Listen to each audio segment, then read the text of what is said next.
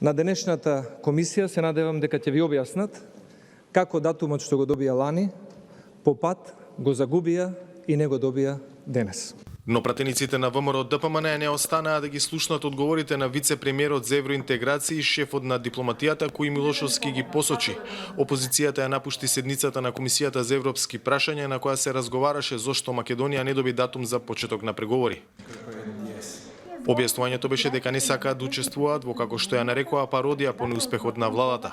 Ова го зборува ВМРО ДПМН кој не направи ништо за приближување на државата кон ЕУ и НАТО, брати Димитров.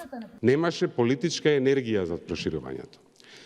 Тогаш кога имаше, ние градевме споменици на плоштадот тука околу собранието.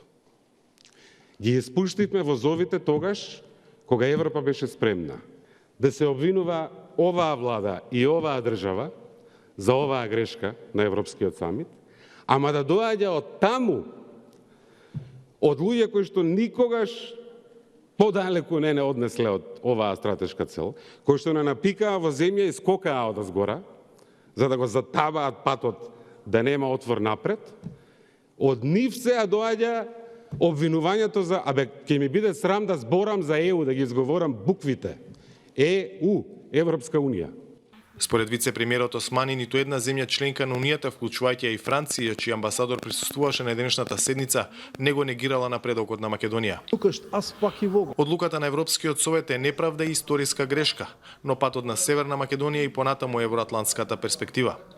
Опозицијата најави дека место за дискусија за неуспехот во евроинтеграциите е Комисијата за надворешни работи, пред која утре шефот на дипломатијата Димитров ќе реферира за спроведувањето на надворешната политика. За Гласот на Америка од Скопје, Владимир Мирчевски.